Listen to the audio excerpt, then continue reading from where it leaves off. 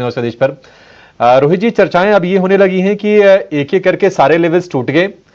क्या 22,000 का लेवल भी संकट में पड़ेगा? रोहित जी, आप कैसे देख रहे हैं बाजार को, और क्या इस लेवल से आप कैसे गाइड कर रहे हैं? तो देखिए, बहुत ही जरूरी आंकड़ा है जिसपे हम लोग खड़े हैं, क्योंकि आज मंथली और क्वार्टरली क्लोजिंग्स हैं और हमारे जो मंथली चार्ट्स हैं उस पे 40 मंथ एवरेज है, बॉलिंगर बैंड जो कि 2 स्टैंडर्ड डिविएशंस बाजार का एक bottom end of the range होता है। ये लेवल करीब 22,500 के आसपास है, 22,475 और 500 के बीच। तो मैं बोलूंगा कि इस लेवल को बाजार टच टच कर रहा है, टेस्ट कर रहा है, और ये लेवल को अगर तोड़ता नहीं है तो एटलीस्ट यहां से मिनिमम जो है हम लोग का एक एक्सपेक्टेशन है कि एक बाउंस तो जरूर आएगा। क्या ये बाउंस एक ट्रेंड रिवर्सल बनेगा या एक काउंटर ट्रेंड बाउंस रहेगा, वो एक अलग बात है, हम लोग आगे जाके उसको समझने की कोशिश कर सकते हैं। बट इस गिरावट के एक फेज के अंत पे धीरे धीरे हम लोग आ रहे हैं, जहां जहां पे ऐसा नजर आ रहा है कि कई स्टॉक्स जो हैं वो गिरना कम कर रहे हैं, कम कम कम गिर रहे हैं, नए लोज बन रहे हैं या नहीं बन रहे हैं, या डबल बॉटम ट्रिपल बॉटम वाली जो बातें होती हैं, जो एक ही लेवल को बार बार बाजार टेस्ट करता है, ऐसे इंडिविजुअल स्टॉक्स में दिख रहा है। तो मैं मान रहा हूं कि कहीं ना कहीं एक शॉर्ट टर्म बॉटम तो जरूर बनने की तैयारी है।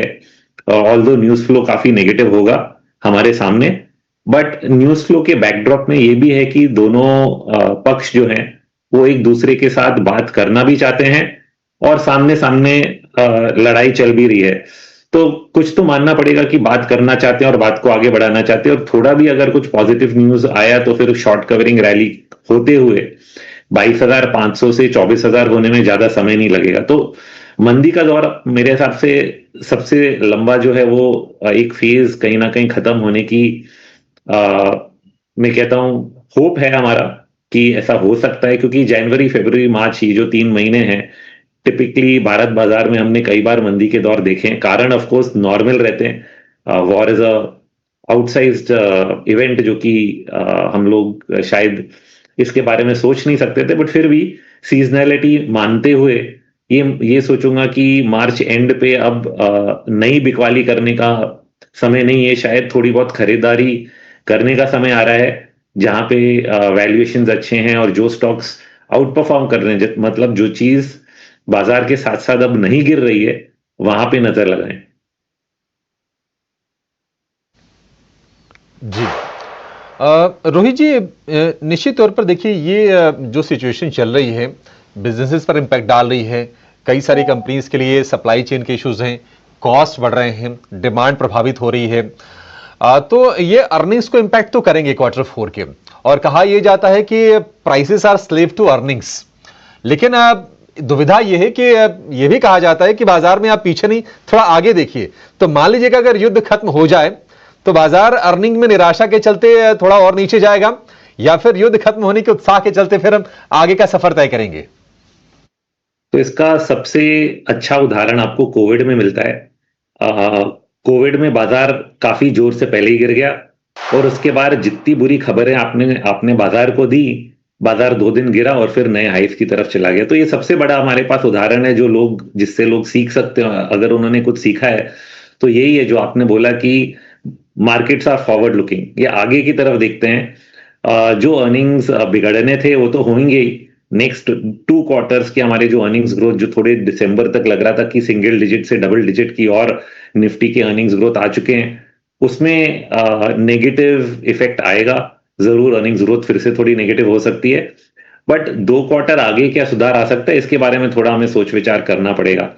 बात दोनों तरफ अभी भी जा सकती है, ऐसा भी हो सकता है कि शायद 2 क्वार्टर के आगे जगह ना हो, बट हमें कहीं ना कहीं ये डिस्काउंट पहले करना पड़ेगा। क्या जो करंट वॉर का फेज है ये क्या अपने अंत तक पहुंचा है, उसके बाद हम लोग सोचेंगे कि इकोनॉमी क्या फिर भी रिसेशन में जा सकती है, तो फिर बाजार पे आगे जाके नेगेटिव इफेक्ट आ सकता है। तो शॉर्ट टर्म में एक बार जो एक्सट्रीम ओवरसोल्ड कंडीशंस बन चुके हैं, उनके बनते हुए कुछ अपसाइड तो मिलना चाहिए, at least from a trading point of view. मतलब अगर मैं 3 या 4 हफ्तों की बात करूंगा तो एक ट्रेडिंग सेटअप तो बनता है जहां पे धीरे धीरे आप कहीं ना कहीं पॉजिटिव ट्रेड्स बैठा सकते हो। क्या ये लॉन्ग टर्म रिवर्सल्स में बनेंगे? कुछ सेक्टर्स में हो सकता है, और कुछ सेक्टर्स ऐसे हैं जिनमें ऐसा नहीं भी होगा, तो दिस सेग्रीगेशन थोड़ा ज़रूरी हो जाएगा कि किस चीज़ में मुझे लंबा निवेश रखना है और किस चीज़ में मुझे सिर्फ रोटेट करना है। वो एक अलग डिस्कशन हो जाता है, बट आई थिंक थोड़ा open mindedness, active portfolio management जो हम लोग बोलते हैं, वो करने की ज़रूरत हो जाती है इस बाजार में। रोहित सर, देखिए बॉटम की चर्चाएं तो हो रही हैं, तमाम लोग ऐसे कह रहे हैं कि शायद हम बॉटम के नजदीक हैं, लेकिन हकीकत यह है कि गिरते गिरते हम लोग 22,500 के नीचे आ गए। अब ये युद्ध कब खत्म होगा ये तो ट्रंप जानते हैं, मतलब ट्रंप के मन में क्या है अब कोई उसको रीड भी कर नहीं सकता। खबरें ये भी आ रही हैं कि डिप्लॉयमेंट बढ़ाई जा रही है आर्मी की मिडिल ईस्ट रीजन में, और ट्रंप ने यह भी कहा है कि वो ईरान के ऑयल इंफ्रा को भी अपने कंट्रोल में ले सकते हैं। तो ये एस्केलेशंस बढ़ने के संकेत हैं।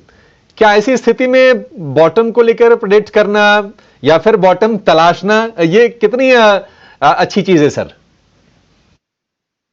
तो मैंने बोला ना कि दो चीजें इसमें, एक ट्रेडिंग बॉटम होता है क्योंकि बाजार ओवरसोल्ड हो जाता है, शॉर्ट पोजिशनिंग हो जाती है और कहीं ना कहीं फिर खबर बदल जाती है। मैं आपको उदाहरण अभी फिर से देता हूं, जैसे कि करेंसी में हो रहा था, यूएसडी आईएनआर बढ़ता जा रहा था और पिछले हफ्ते थर्सडे या फ्राइडे मैंने खुद अपने इंडिया चार्ट्स प्लेटफॉर्म पे रिसर्च लिखा कि यूएसडी आईएनआर बहुत ज्यादा बढ़ गया और यार कहीं ना कहीं घूमने की जरूरत है। उसका कारण क्या बनेगा वो हमें कभी कभी पता नहीं रहता है, और अब आरबीआई ने इंटरवीन कर दिया, वो कारण आ गया कि अगले अब 10 दिन तक तो आई डोंट थिंक आप नया लो देखोगे रुपया में। अब उसी तरह मार्केट भी है कि बाजार में खबरें बहुत सारी बुरी हैं, आपको सामने दिख रहा है कि हुतीज अटैक कर रहे हैं, क्या ये वॉर एस्केलेट हो रहा है, बट और ये भी पता है कि अगर ये तेल के भाव ऐसे ही बने रहेंगे और अगर ये स्ट्रेट ऑफ होर्मुज का प्रॉब्लम आपका 2 या 4 हफ्ते में रिजॉल्व नहीं होता है तो वर्ल्ड इकोनॉमी कहीं ना कहीं रिसेशन की तरफ भी जा सकती है। अब ये सत्य है। इसके सामने सामने ये भी बात सत्य है कि डोनाल्ड ट्रंप जी बात करना चाहते हैं, हर दिन यही कह रहे हैं कि हम बात कर रहे हैं, हमें कंक्लूजन मिल रहा है, कहीं ना कहीं डील बनेगी, ये भी हर बार रिपीट कर रहे हैं। तो यूएस का साइड तैयार है अटैक्स के लिए बट चाहता नहीं है। मैं तो यही मान रहा हूं कि वो चाहते नहीं है इस चीज को एस्केलेट करना। दोनों दोनों तरफ यही चाहेंगे, दोनों जो पार्टीज है यही चाहेंगे कि डी एस्केलेशन हो। शायद ये 5 या 10 दिन में ना हो, क्योंकि पहले 5 दिन दिए, 10 दिन और दे दिए, ये 15 दिन और भी दे सकते हैं और शायद ये 1 या 2 महीने तक भी चले बातें इनकी।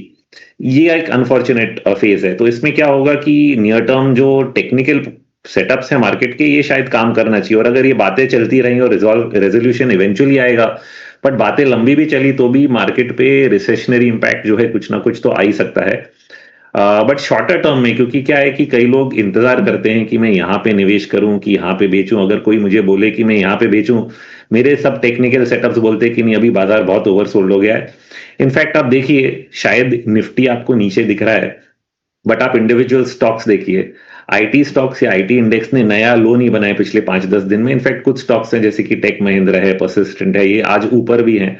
तो ये कम ही गिर रहे हैं क्योंकि काफी पिटाई इनमें पहले ही हो चुकी है। रिलायंस इंडस्ट्रीज बहुत बड़ा महारथी मार्केट का, इसने अपना पिछले महीने का लो नहीं तोड़ा, फ्राइडे को गिरा जरूर था, आज स्लाइटली पॉजिटिव है। तो इस तरह के कई ऐसे संकेत हैं, डबल बॉटम, ट्रिपल बॉटम जो हम लोग बातें करते हैं। ऑटो इंडेक्स में 3 बार एक ही बॉटम पे बार बार गिर रहा है बट उसके नीचे नहीं जा रहा है। तो जब तक क्लियर ऐसा सिग्नल नहीं आता है कि हाँ यहां से भी, जैसे आपने बोला कि 22,000 तक जाएगा, उसका क्लियर कट सिग्नल नहीं है कि यहां से फ्री फॉल में हम लोग जा रहे हैं। सिग्नल तो ये है कि ओवरसोल्ड कंडीशंस है और पॉजिटिव डाइवर्जेंसेस हैं। पॉजिटिव डाइवर्जेंसेस ऐसे होते हैं कि जब बाजार अपना डाउनवर्ड मोमेंटम खोने लगता है, तो हमारे जो डेली भी मोमेंटम इंडिकेटर्स हैं वो प्लस की तरफ आने लग गए, मतलब कि नीचे की तरफ गिरावट कम हो रही है। तो इस चीज को मानना पड़ेगा कि सेलिंग प्रेशर धीरे धीरे कहीं ना कहीं अब्जॉर्ब हो रहा है, कम हो रहा है, और इंतजार करना जरूरी है। हम लोग वापस इस चीज को रिविजिट कर सकते हैं 1 हफ्ते 2 हफ्ते में। सीजनली भी बाजार जो है वो मार्च के बाद कई बार थोड़ा सुधरता है। जैन फेब मार्च में historically is the weakest period in Indian markets. सबसे ज्यादा करेक्शंस आए हैं हमारे कई बार, चाहे वो कोविड हो, चाहे वो 2023 में भी जब करेक्शन आया था, वो जैन फेब मार्च के बीच में ही देखा था हमने, और फिर 23 मार्च के बाद वापस ऊपर की तरफ जाने लगा था। 28 मार्च तक सॉर्ट ऑफ डबल बॉटम बन गया था, जो कि हम लोग आज करीब करीब देख रहे हैं कि बाजार सिर्फ पिछले हफ्ते का लो ही टच करके ऊपर आने की कोशिश कर रहा है। तो आई थिंक थोड़ी उम्मीद है कि यहाँ से फर्स्ट 2-3 वीक्स ऑफ अप्रैल में थोड़ा सुधार आएगा, जिससे मार्केट होप करेगा कि कुछ ना कुछ डील बने या इकोनॉमी क्या सुधर सकती है। और अगर उसके संकेत साफ साफ नहीं नजर आएंगे तो फिर वापस गिरावट का दौर देखने को मिल सकता है, बट इमीडिएटली इन लेवल्स पे बेचने का नहीं बनता है। ये बात मुझे साफ साफ लग रही है। ठीक है रोहित सर, बहुत शुक्रिया सर, आपने बहुत ही विस्तार से और बहुत ही बारीकी से आपने सारे के सारे पॉइंट्स को कवर किया और बताया आपने कि बाजार में अभी क्या करना है और अगर खरीदना है तो कहां पर खरीदारी करनी है। Thank you so much sir. आज